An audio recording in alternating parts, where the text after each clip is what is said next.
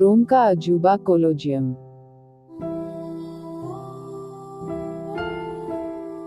आप सभी ने रोम स्थित कोलोजियम के बारे में सुना या पढ़ा तो होगा ही।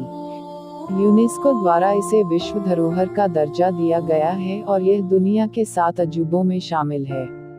इसका असली लैटिन नाम फ्लावियम है, जिसे अंग्रेजी में फ्लावियन एम्फीथिएटर कहा जाता है, लेकिन यह कोलोजियम के नाम से ही ज्यादा प्रसिद्ध है। यह इटली देश के रोम नगर के मध्य में स्थित रोमन साम्राज्य का सबसे विशाल एलिप्टिकल एम्फीथिएटर है। यह रोमन आर्किटेक्चर और इंजीनियरिंग का उत्कृष्ट नमूना माना जाता है। इसका निर्माण तत्कालीन शासक वेस्पियन ने 70-72वीं ईस्वी में प्रारंभ किया था, जिसे उनके बाद सम्राट टाइटस ने 80 ईस्वी में पूरा किया।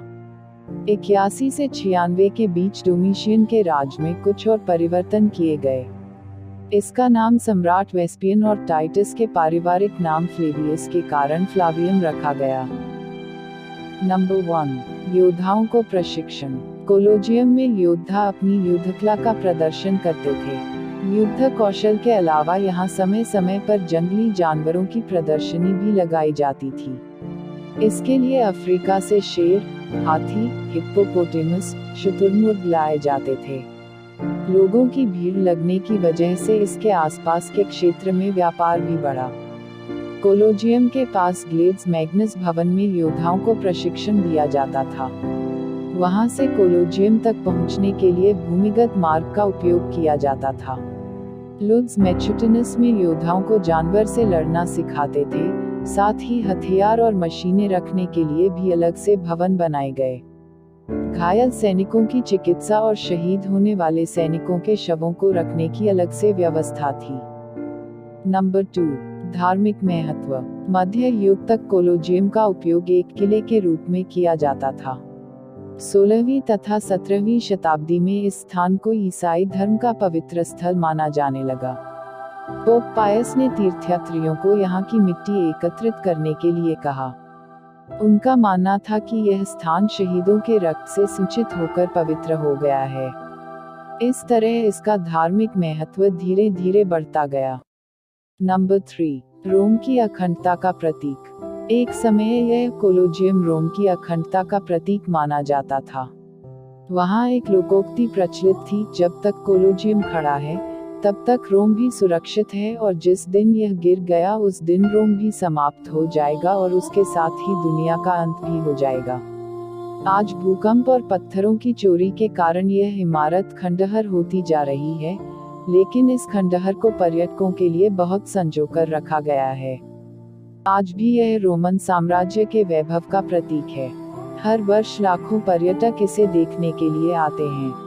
इसकी बाहरी दीवार के ऊपरी हिस्से पर रोमन देवता हीरोस को समर्पित एक संग्रहालय भी बनाया गया है। इसके भूमिगत सुरंगों तथा रास्तों को 2010 में आम जनता के लिए खोल दिया गया था। उस समय इनका उपयोग जानवरों को युद्ध क्षेत्र में लाने के लिए किया जाता था। हर गुड फ्राइडे को यहाँ से मशाल जुलूस निकलता है। नंबर 4, मरम्मत की योजना। इस कोलोजियम के धार्मिक महत्व तथा पर्यटकों के आकर्षण को देखते हुए इसके जीर्णोद्धार की योजना बनाई जा रही है। 2011 के अंत तक इसकी मरम्मत का काम शुरू हो जाएगा।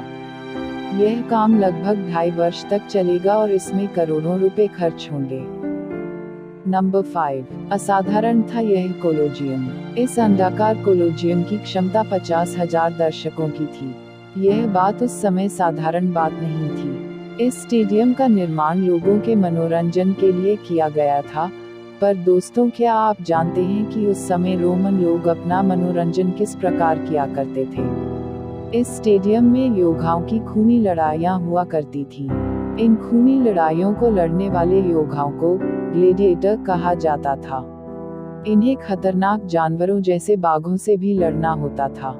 अनुमान है कि इस तरह के प्रदर्शनों ने 5 लाख जानवर और करीब 10 लाख मनुष्यों को अपना ग्रास बना लिया था। यहाँ साल में 2 बार भव्य आयोजन होते थे और रोमवासी इन्हें काफी पसंद करते थे। इन खेलों के अतिरिक्त यहाँ पौराणिक कथाओं पर आधारित नाटक भी मंचित किए जाते थे। पूर्व मध्यकाल में इस इमारत को सार्वजनिक उपयोग के लिए बंद कर दिया गया था। इसके बाद इसे निवास, कार्यशालाओं, धार्मिक कार्यों, किले और तीर्थस्थल के रूप में प्रयोग किया जाता रहा। दोस्तों, ये है रोम का कोलोसियम का इतिहास। ऐसे ही दिलचस्प वीडियो देखने के लिए हमारे चैनल को लाइक करना, सब्सक्राइब करना और शेयर करना ना भूलें। धन्यवाद।